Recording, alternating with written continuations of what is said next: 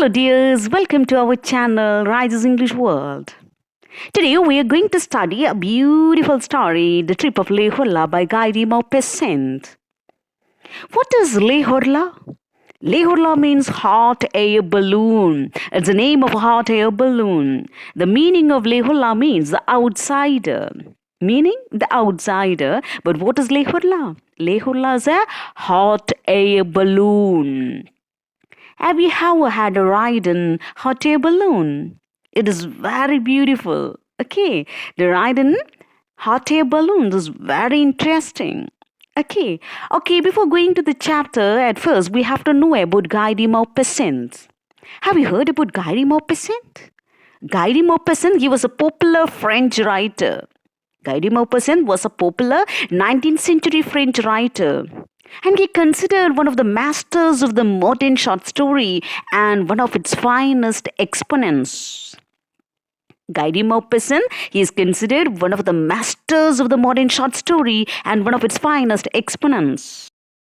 The short story called The Trip of Horla, it appeared in Figaro in 1887 under the title From Paris to Hayes. So the short story, The Trip of Horla, it appeared in Figaro. It was in 1887 under the title From Paris to Hayes. The Trip of Horla is about the author's ride in a hot air balloon. So this chapter, The Trip of Horla, it is about our author, the Guy de Maupassant's experience while he ride in a hot air balloon. Welcome to our chapter, The Trip of Horla by Guy de Maupassant. Guy de Maupassant was a 19th century French writer. His short stories are very popular. The Trip of Horla is a travel essay. Maupassant describes the experiences of his balloon ride. The original title of the essay was From Paris to Hayes. The balloon trip was made from La Villette in Paris to Hayes. Hayes is in Belgium. Horla was the name of the balloon. It means the outsider. Okay, so Guy de Maupassant was a 19th century French writer and his short stories are very popular. And this travel essay, The Trip of Horla, it is otherwise known as what? Yes, From Paris to Hayes. And the trip was from Paris to Hayes. The balloon trip was made from La Villette in Paris. And the trip is to Hayes in Belgium. Okay. Now, one morning, on the morning of July 8th, Maupassant got a telegram from Mr. Ryjaaas. Who is Mr. Ryjaaas? The captain. Okay. So, Guy de Maupassant, he got a telegram from Mr. Ryjaaas. It was an invitation to a balloon ride to a Belgian frontier. Okay. And the preparation for the ride would start at 3 p.m. And Ryjaaas would wait for Maupassant at La Villette. Preparing the balloon for the trip was done in the courtyard of a gas factory at La Villette. And the maneuvers will begin at 3. Okay. So Maupassant, he reached at the spot at sharp 5 p.m. A giant yellow cloth balloon was lying in the courtyard under a rope. When Maupassant reached the gas works of La Villette, he saw a giant cloth balloon was lying flat in the courtyard under a rope. And it looked like a yellow cake. It looked like a yellow cake. It was tied to the ground with ropes. A crowd of 200 or 300 people gathered there. They wanted to see the balloon take off. There was a square basket for carrying the passengers.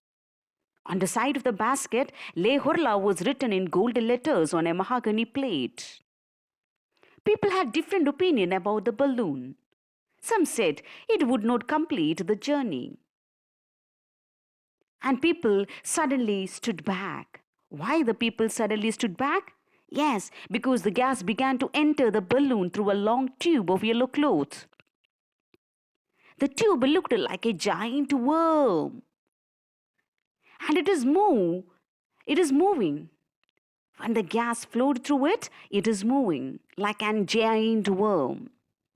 Slowly, the balloon was filled with the gas and it rose into the air. The rays of the setting sun fell on the balloon, and now it looked like a giant pear fruit. Okay. The basket for the passengers was attached to the balloon.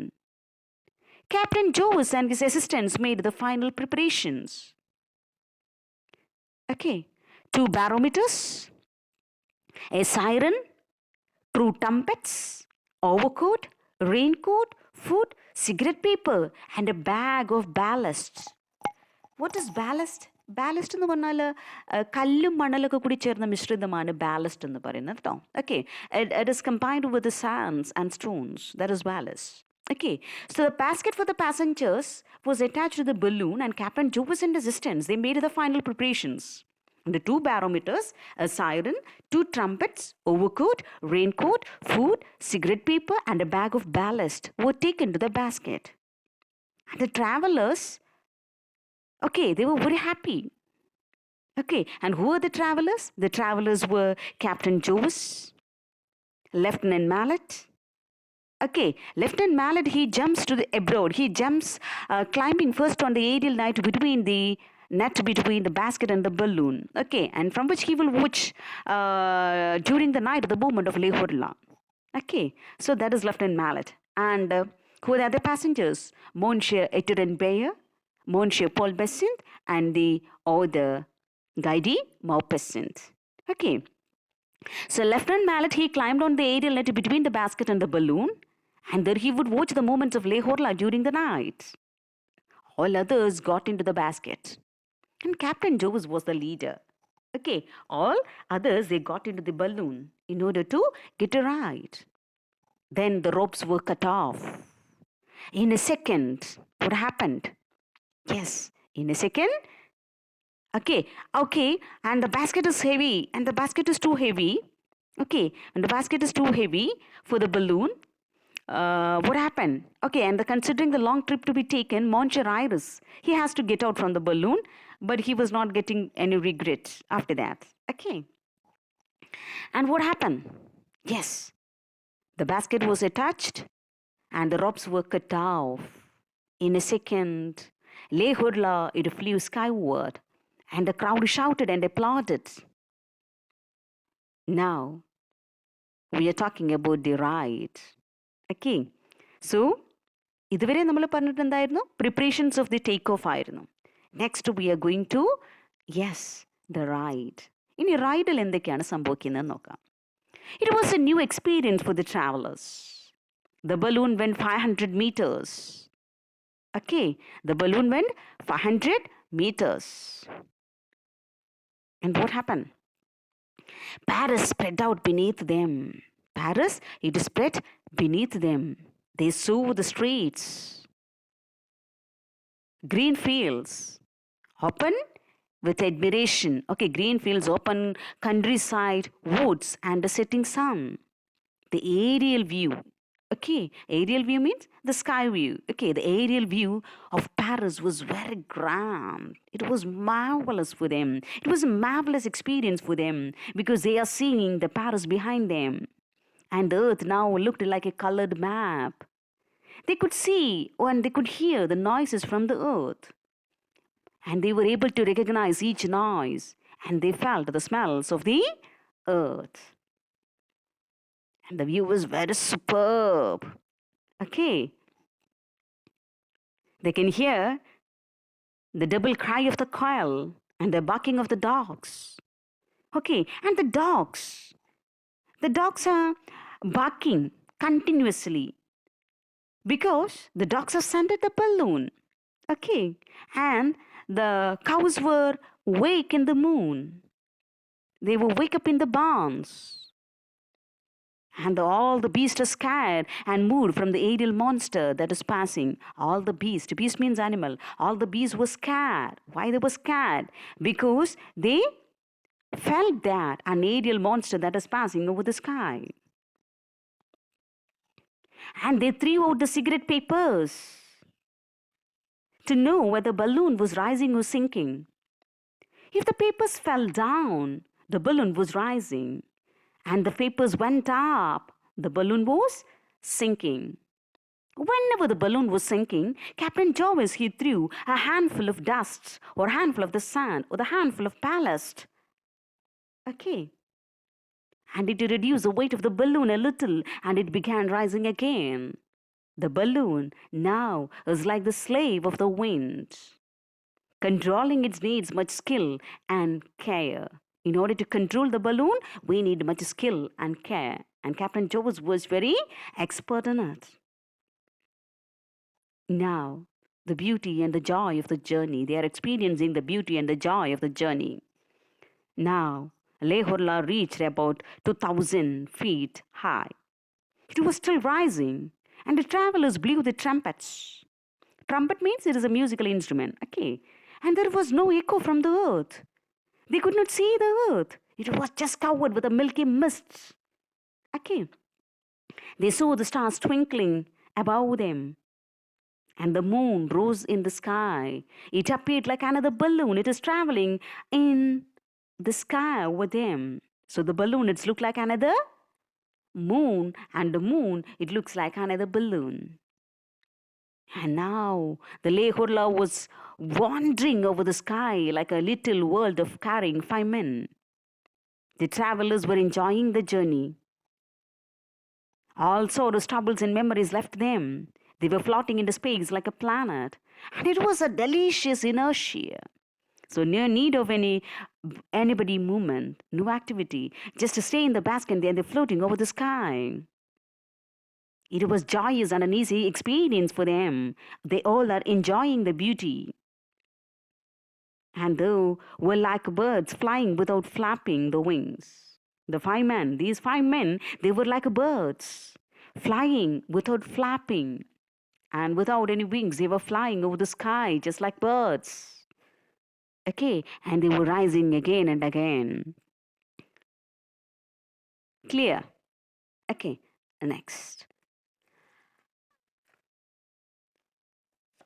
Now, what happened? A silvery light appears before them. A silvery light, it appears before them. What is that silvery light? Can you imagine what is that silvery light? Yes, it is the presence of the moon. Okay, because it is night and the presence of the moon. That's a silvery night. It appears just before them. Okay, and it suddenly turns the sky pale in color. Okay, and slowly and clearly the balloon, it is rising. And it emerges from the clouds and it slowly rises in the sky. Okay, and their balloon, it looks like another moon. And that moon, it looks like another balloon in the sky. And both of them are wandering in the sky amid the stars. And through infinity, both of them are wandering, the moon and the hot air balloon, Horla, both of them are wandering over the sky. And they could not speak and they could not think, could not live.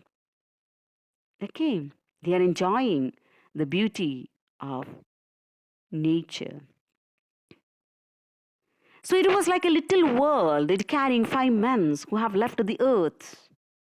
And now the barometers mark 1,200 meters, and then 1,400 meters, and 1,500. And still the little rice papers, they follow us. And when they reached at about, yes, 2,500 meters, what happened? It suddenly stops. And they throw out ballast.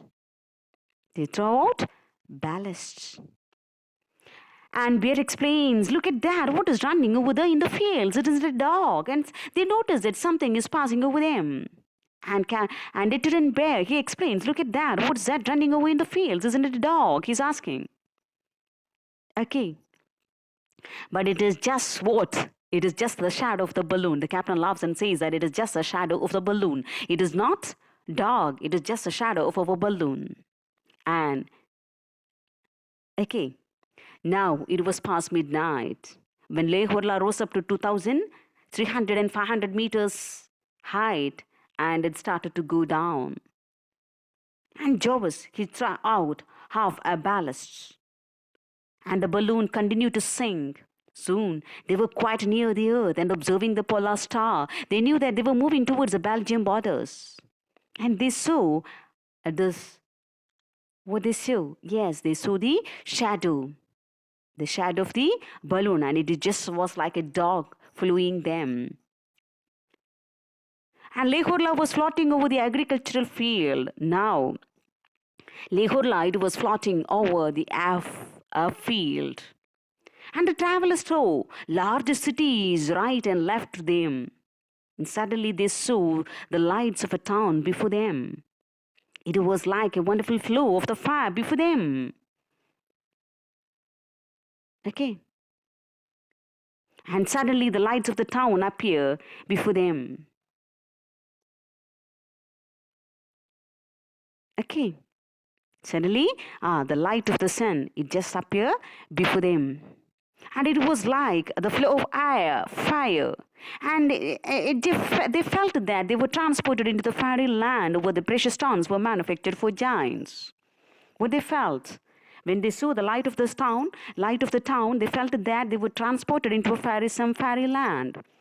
And they felt that the precious stones were manufactured for the giants in that fairy land.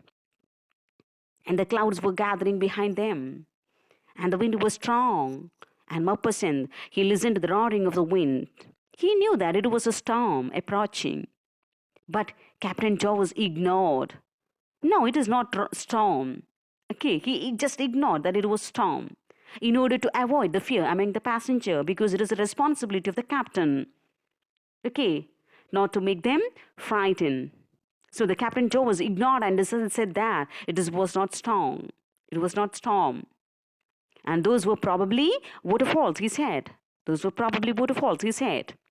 And the moon was setting, and now it was dawn. It was morning. Now. And they can see, yes, the light rays of the sun in the east side. The details of the earth became visible now, and early rising peasants, they waved their arms to the travelers. Okay, the details of the earth became visible, and the early rising peasants, they waved their arms to the travelers. And they asked the travelers to land there on their land. But the balloon was still moving on. They cannot control the balloon now because the balloon is moving. And now they would like to touch the ground. And Captain Jarvis asked to get ready for the landing. Captain Jarvis, yes, he cries to the fellow travelers that get ready for the descent. And now they were near the sea. So it was necessary to land immediately. Captain Mallard, he came down to the basket from the net. Captain Jarvis looked around for a good spot to land. And they passed over a canal. Now they were moving over a farm. The frightened animals and the birds ran to the farmhouse, and Jarvis threw out the rest of the ballast. The balloon rose a little and passed over the farmhouse, close to the roof. Okay. The escape valve of the balloon was released, and gas escaped, and the balloon went down fast. The anchor was dropped. It took hold, and the balloon stopped with a strong shake. The balloon and the basket, it touched the ground. It touched the ground.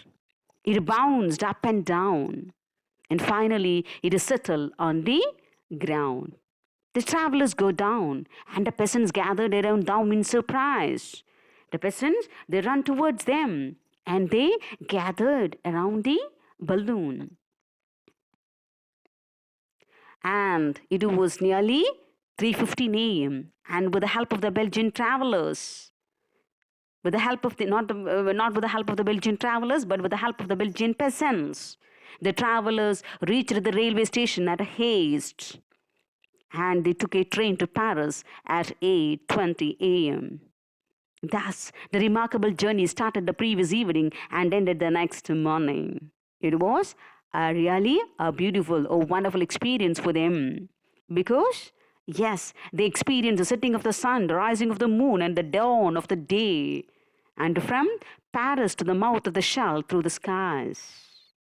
Okay, so that's our story, the trip of Lake Hula. I hope you all enjoyed the story. It was just a simple summary.